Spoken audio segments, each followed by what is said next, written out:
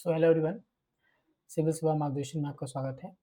तो जैसा कि हमने कल गवर्नर तक कंप्लीट किया और आपको बताया था मैंने कि हम लोग आज डिस्कशन में अपने ट्रिक को समझेंगे, उस ट्रिक को जिससे कि आप सेंटर से यानी यूनियन से स्टेट के प्रोविजंस को डिराइव कर सकेंगे। ठीक है?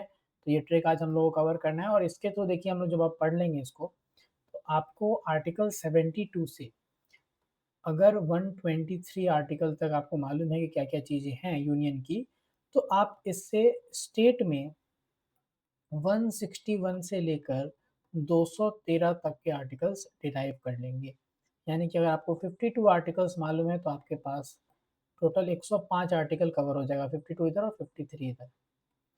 ठीक है? ये कैसे होगा? अब हम लोग इधर देखते हैं, समझते हैं। ठीक है? देखिए, हम लोग इस टेबल के थ्रू पूरा समझेंगे। लेफ्ट हैंड साइड में जो आर्टिकल नंबर दिया हुआ है वो है यूनियन के आर्टिकल्स। ठीक है? बीच में हम लोग प्रोविजंस लिखेंगे। राइट हैंड साइड में हम लोग डिराइव करेंगे स्टेट का आर्टिकल। कौन सा आर्टिकल? स्टेट का आर्टिकल। ठीक है? अब जब ये प्रोविजन हम लोग लिखेंगे ना, तो यहाँ पर देखिए ये ऑब्लिक यहाँ जहाँ दिखेगा आपको, फॉरवर्ड स्लैश जहाँ जहाँ दिखेगा, तो आपको समझना है कि इसके पहले के जो प्रोविजन है वो यूनियन वाले आर्टिकल के अंदर दिए होंगे और इसके बाद वाला जो टर्म यूज होगा वो स्टेट के आर्टिकल की बात हो रही है। और कैसे निकलेगा ये? तो जैसे 72 पार्डनिंग पावर ऑफ प्रेसिडेंट। ठीक है? किसका पार्डनिंग पावर दिया गया है 72 में? प्रेसिडेंट का। अब आपको क्या समझना है कि हम लोगों के पास रिजेम्बलेंस कैसे होगा? तो रिजेम्बलेंस कैसे होगा कि जहाँ-जहाँ हम लोग प्रेसिडेंट वर्ड यूज़ कर रहे हैं यूनियन में, ये इक्विवेलेंट रहेगा किससे? स्टेट में, गवर्नर। जहाँ हम पार्लियामेंट यूज़ करेंगे, वहाँ स्टेट लेजिस्लेचर। जहाँ हम लोकसभा यूज़ करेंगे, वहाँ एसएलए। जहाँ हम प्राइम मिनिस्टर यूज़ करेंगे, वहाँ चीफ मिनिस्टर। ठीक है ना? ये आपको समझना है। या जहाँ अपर हाउस यानी राज्यसभा मेंशन करेंगे, वहाँ कुछ-कुछ जगहों पे चूँकि एसएलसी है, तो वहाँ पे एसएलसी का भी ज़िक्र होगा। हालाँकि इस एसएलसी और राज्यसभा का पोजीशन डिफरेंस है, अलग-अलग है दोनों, बट आपको अपर हाउस की बात करें तो एसएलसी को ही अपर हाउस बोलते हैं स्टेट में। तो ये रिजेम्बलेंस है। तो अगर प्रेसिडेंट का पार्डनिंग पावर का बात हो रहा है, तो हम लोग मतलब कि स्टेट में किसके पार्डनिंग पावर की बात होगी? गवर्नर की। अब 72 में प्रेसिडेंट का पार्डनिंग पावर दिया हुआ है, तो हम लोग स्टेट का आर्टिकल कैसे निकालेंगे? तो देखिए, यूनियन के आर्टिकल में आपको ऐड करना है 89। कितना ऐड करना है? 89। सिंपल। जो भी यूनियन का आर्टिकल है 72 से, उसमें कितना ऐड करिए? 89 ऐड करिएगा, तो आपको स्टेट का जो आर्टिकल है वो डिराइव हो जाएगा उस इक्विवेलेंट प्रोविजन के। तो अगर प्रेसिडेंट का पार्डनिंग पावर 72 में है, तो गवर्नर का पार्डनिंग पावर 161 में दिया हुआ है। ठीक है? ये चीज़ हम लोग करेंगे आर्टिकल 123 तक और इस पूरे के पूरे सीरीज़ में केवल 4 एक्सेप्शन आपको मिलेंगे, ओनली 4 एक्सेप्शन, जहाँ पर 89 ऐड करने पर इक्विवेलेंट आर्टिकल आपको नहीं मिल पाएगा। और वो चारों एक्सेप्शन भी क्यों आसान होगा याद करना आपके लिए?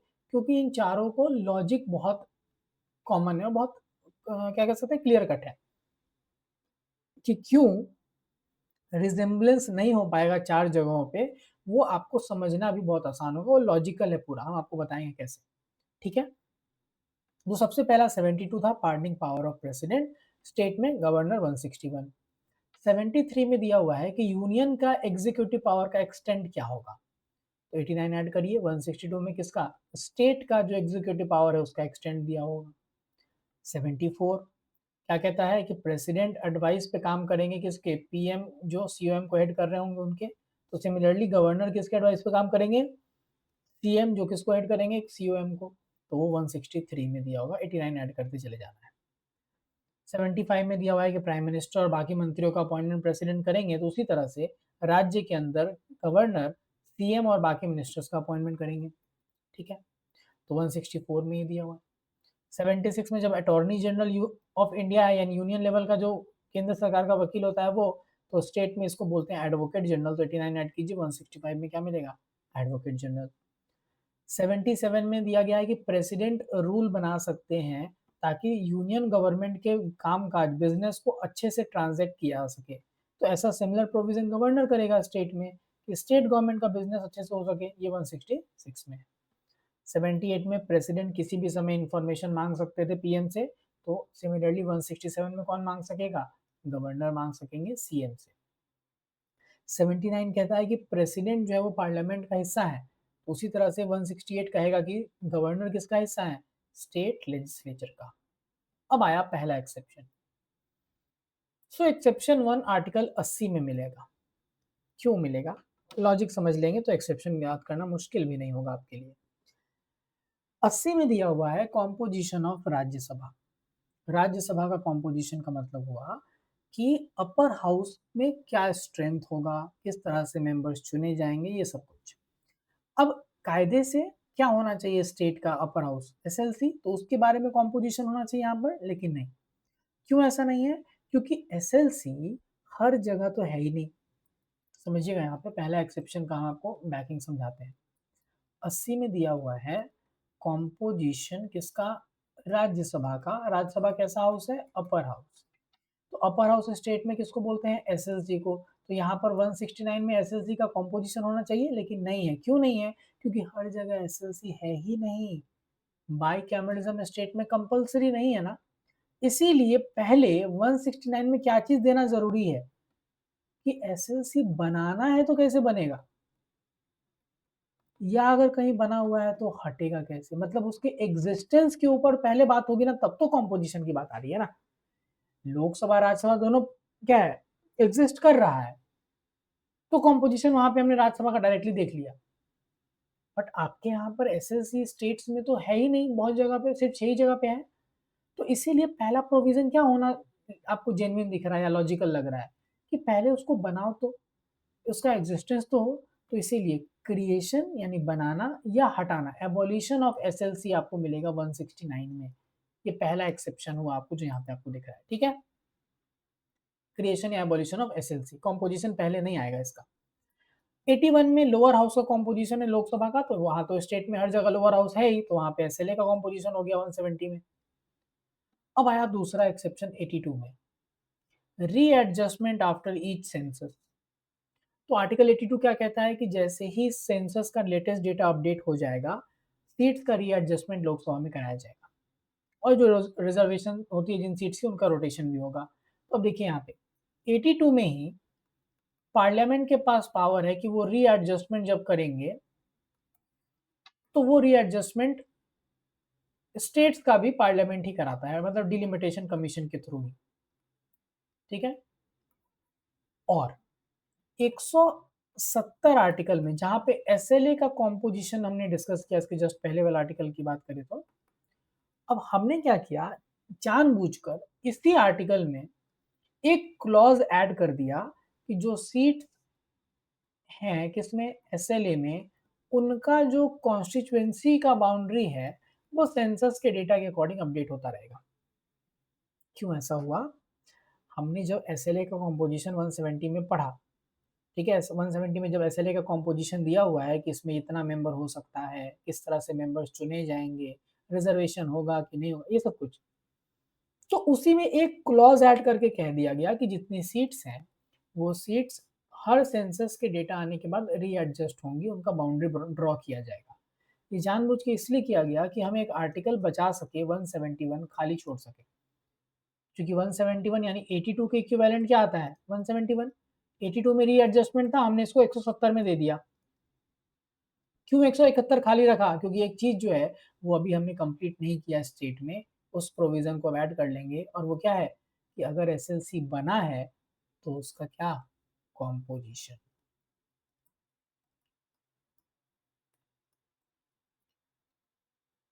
तो दूसरा एक्सेप्शन का लॉजिक क्या मिल रहा है आपको, कि सीट्स का रीएडजस्टमेंट यूनियन में 82 में होता है, स्टेट के लिए जो रीएडजस्टमेंट का बात था वो एसएलए के कॉम्पोजिशन के साथ 170 में ही डिस्कस कर दिया गया जानबूझ के, ताकि 171 खाली रहे जहां क्या डिस्कस कर सके, जहां जहां एसएलसी है वहां पे कॉम्पोजिशन।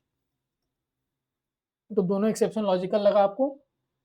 अब आते हैं फिर वापस से 83 में दिया हुआ है ड्यूरेशन, तो पार्लियामेंट का ड्यूरेशन 83 में, इसमें 89 ऐड कीजिए, 172 में स्टेट लेजिस्लेचर का ड्यूरेशन। 84 में दिया है क्वालिफिकेशन पार्लियामेंट का मेंबरशिप लेने का, तो 173 में स्टेट लेजिस्लेचर के लिए क्वालिफिकेशन।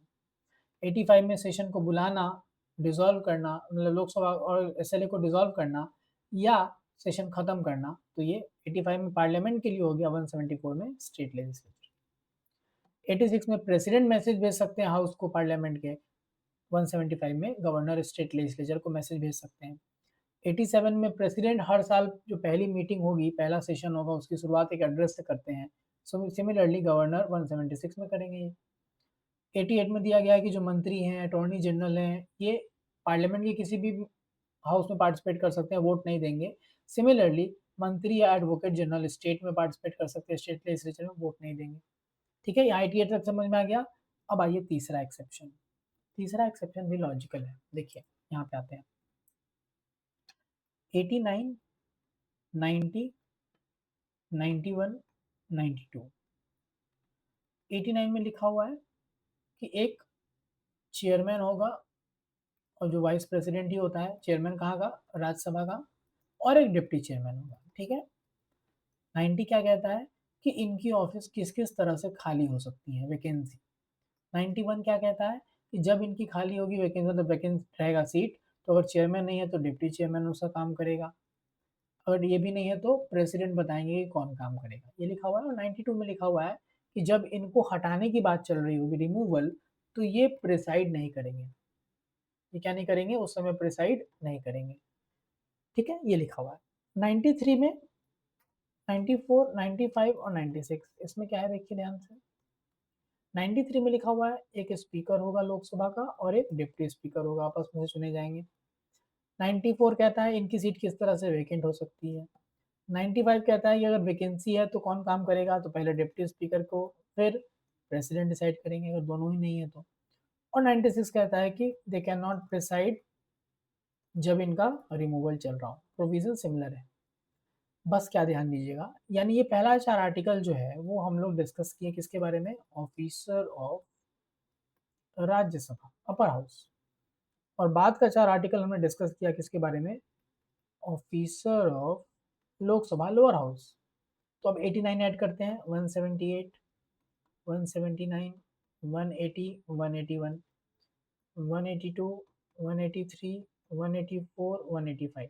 कायदे से क्या होना चाहिए, यहाँ पर एसएलसी के चेयरमैन और डिप्टी चेयरमैन होने चाहिए, फिर उनकी वैकेंसी, ऐसा होना चाहिए। लेकिन नहीं, देखिए अंतर, एक्सेप्शन क्यों हमने बोला इसको, प्रोविजन में किसी तरह का अंतर नहीं है।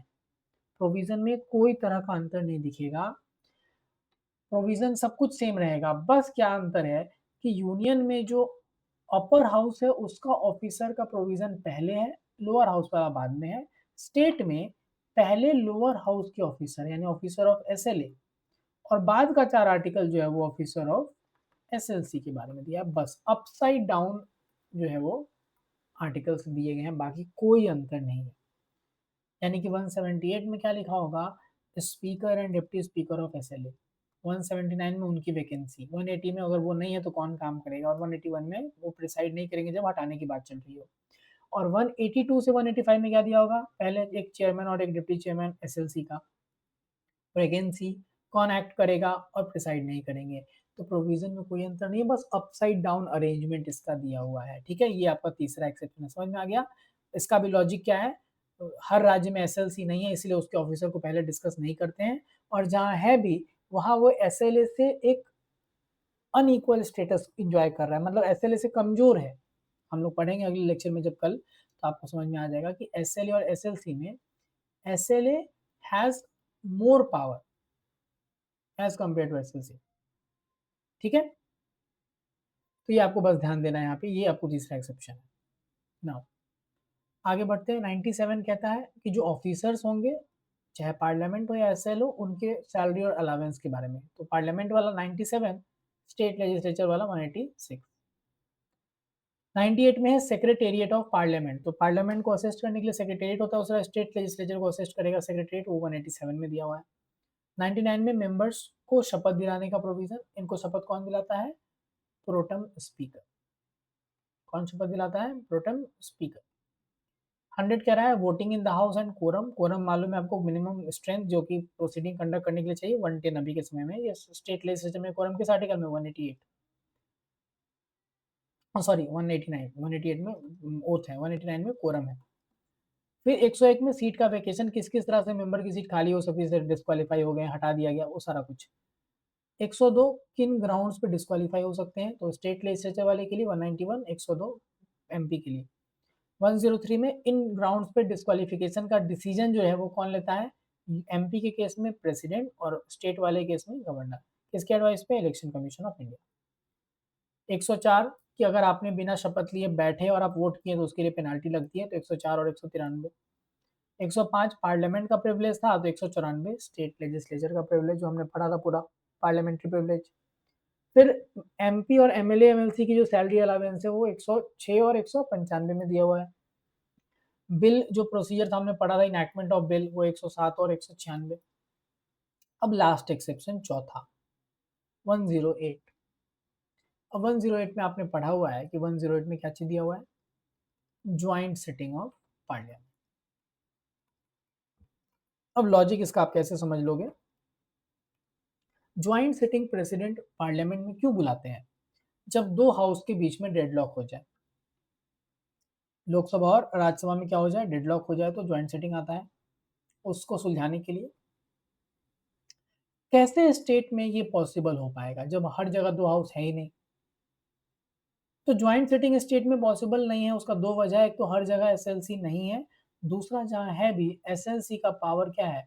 रिस्ट्रिक्टेड है। क्योंकि जब पावर बराबर रहेगा तभी तो ज्वाइंट सिटिंग की जरूरत पड़ेगी ना। क्या मनी बिल में ज्वाइंट सिटिंग आ सकता है? बिल्कुल नहीं, क्योंकि मनी बिल में दोनों का पावर बराबर है ही नहीं। तो इसीलिए एसएलसी का पावर चूंकि एसएलए के बराबर नहीं है, तो ज्वाइंट सिटिंग का कोई स्कोप बनता ही नहीं, उसका पावर बहुत रिस्ट्रिक्टेड है। तो ये 197 यानी 89 ऐड किए, 197 जो बचा। हम लोग क्या डिस्कस करें इसमें लॉजिकली, क्या क्या रिस्ट्रिक्शन है एसएलसी के ऊपर? ज्वाइंट सिटिंग क्यों नहीं हो सकता है स्टेट में? क्योंकि एसएलसी के पावर रिस्ट्रिक्टेड है, तो वही रिस्ट्रिक्शन डिस्कस कर दो किसमें? 197 में। ये आपको चौथा एक्सेप्शन था, यही चार एक्सेप्शन है, बाकी उसके बाद आपको कोई दिक्कत नहीं आने वाली। अगला 109 आपको मालूम है प्रोसीजर ऑफ मनी बिल, तो उधर वन हम क्या हो जाएगा 198। फिर 110 में डेफिनेशन ऑफ मनी बिल, उधर 199। बिल को असेंट देना ताकि कानून बन सके, और वीटो पावर प्रेसिडेंट का 111 में, गवर्नर का 200 में। जो बिल गवर्नर प्रेसिडेंट के लिए रिजर्व कर सकते हैं, कल हमने डिस्कस किया था। तो प्रेसिडेंट के पास फिर क्या क्या ऑप्शन है, उसके लिए एक आर्टिकल ऐड हुआ 201। क्या ऐड हुआ? 201। अगर बिल गवर्नर ने रिजर्व किया किसके लिए? प्रेसिडेंट के लिए, तो प्रेसिडेंट के पास क्या क्या ऑप्शन है वो दिया गया 201 में, कि प्रेसिडेंट का वीटो पावर स्टेट बिल के ऊपर क्या क्या है। क्योंकि एक एक्स्ट्रा आर्टिकल हम लोग स्टेट में ऐड किए, ऐसा कोई प्रोविजन की जरूरत यूनियन में नहीं थी। इसी कारण से अब आपको क्या समझना है कि 112 आर्टिकल 112 से जब आपको इक्विवेलेंट आर्टिकल निकालना पड़ेगा, तो अब आप 89 में ही कितना ऐड करोगे? 90। तो 111 तक इक्विवेलेंट आर्टिकल निकालने के लिए 89, 112 से 123 के लिए 90 ऐड करिए। ठीक है, इसीलिए 112 में जो यूनियन का बजट है, तो स्टेट का बजट 90 ऐड करो, 202। Demand for grant 113, 203। Appropriation bill 114, 204। Additional और supplementary grant 115, 205। Vote on account vote of credit 116, 206। Financial bill 117, 207। Rules and procedure 118, 208। Financial business in parliament 119, 209 state legislature का। पार्लियामेंट का language 120 important article है, और state legislature का article 210। जजेस का conduct parliament में discuss नहीं होगा 121, उसी तरह एसएल में भी नहीं हो सकता 211। 122 कोर्ट पार्लियामेंट के प्रोसीडिंग में इंक्वायरी नहीं कर सकते, ये 122 स्टेट के लेजिस्लेचर के प्रोसीडिंग में कोर्ट पार्टिसिपेट मतलब इंक्वायरी नहीं करेगा 212। ऑर्डिनेंस पावर प्रेसिडेंट का 123, गवर्नर वाला 213। तो ये आपको 72 से 123 तक के आर्टिकल्स और उनके इक्विवेलेंट आर्टिकल्स यूनियन के स्टेट में मिल गए। चार एक्सेप्शन था, दोबारा से मैं चारों एक्सेप्शन एक बार बस बता दे रहा हूँ, आप उसको बहुत अच्छे से एकदम याद कर लीजिएगा। पहला एक्सेप्शन आर्टिकल 80 में जाकर मिलेगा, क्योंकि 80 में दिया हुआ है अपर हाउस का कॉम्पोजिशन, राज्यसभा का कॉम्पोजिशन। अब अपर हाउस के इक्विवेलेंट एसएलसी होता है स्टेट में, हर जगह चूंकि एसएलसी नहीं है, तो इसीलिए पहले हम लोग कॉम्पोजिशन का आर्टिकल नहीं दे सकते। तो वहां पे क्या देने की जरूरत पड़ी? इसके एग्जिस्टेंस की बात की, अगर एसएलसी बनाया जाए तो कैसे बनेगा। तो क्रिएशन या एबोलिशन ऑफ एसएलसी हम लोग पहले डिस्कस करते हैं 169 में। दूसरा एक्सेप्शन है 82 में, कि जो सीट्स का रीएडजस्टमेंट का बात किया गया सेंसस के डेटा आने के बाद, वो पार्लियामेंट ही कराती है, स्टेट का भी और यूनियन का भी। ठीक है, राज्य के अंदर जो सीट्स का बाउंड्री ड्रॉ होगा, वो वाला प्रोविजन हम लोग एसएलए के कॉम्पोजिशन में ही लिख दिए 170 में ही। ताकि 171 एक्स्ट्रा आर्टिकल एक बच सके, जिसमें क्या डिस्कस करें, एसएलसी का कॉम्पोजिशन। तीसरा एक्सेप्शन है 89 से लेकर 96 तक, क्योंकि यूनियन में पहले 4 आर्टिकल जो है ऑफिसर्स के, वो राज्यसभा के ऑफिसर के हैं, बाद वाले 4 आर्टिकल लोकसभा के, जबकि स्टेट में पहले 4 आर्टिकल एसएलए के ऑफिसर के बारे में, बाद वाला एसएलसी का। बस प्रोविजन सेम है, बस अपसाइड डाउन आर्टिकल्स हैं, याद रखिएगा। और चौथा एक्सेप्शन है आर्टिकल 108, ज्वाइंट सिटिंग पार्लियामेंट का यूनियन में हो सकता है, क्योंकि लोकसभा राज्यसभा के पास कुछ केसेस में पावर बराबर है, जिन केसेस में वहाँ ज्वाइंट सिटिंग होगी। लेकिन चूंकि एसएलसी हर जगह नहीं है, और जहाँ है भी उसका पावर रिस्ट्रिक्टेड है, तो ज्वाइंट सिटिंग नहीं हो सकता, इसीलिए 197 में क्या डिस्कस कर लेना है, restriction on the power of SLC. ठीक है। और लास्ट 111 में जो वीटो पावर है, तो गवर्नर का वीटो पावर 200 में है, लेकिन गवर्नर चूंकि बिल रिजर्व करके प्रेसिडेंट के लिए रख सकते हैं, तो उनके पास एक एक्स्ट्रा आर्टिकल आता है 201 उनके लिए, जहाँ पे वो स्टेट के बिल के ऊपर क्या क्या एक्शन ले सकते हैं वो दिया हुआ है। इसीलिए 112 आर्टिकल नंबर 112 से जब हम लोग आर्टिकल डिराइव करने जाएंगे स्टेट का, तो 89 नहीं 90 ऐड करना पड़ेगा बस। ये आपका पूरा का पूरा ट्रिक वाला पार्ट था। ठीक है, कल आप लोग सभी लोग जो है वो स्टेट का जो हमारा लेजिस्लेचर वाला पार्ट है वो पूरा पढ़ के आएंगे। ठीक है, सीओएम में कुछ नया नहीं है, जो एक दो पॉइंट है वो हम बता देंगे, बस 2 मिनट का काम है। स्टेट लेजिस्लेचर हम लोग कल कंप्लीट कर लेंगे। ठीक है, इसको आप लोग सब लोग पढ़ के आएंगे। ठीक है, और ट्रिक वाला पार्ट अच्छे से याद कर लीजिए। Thank you.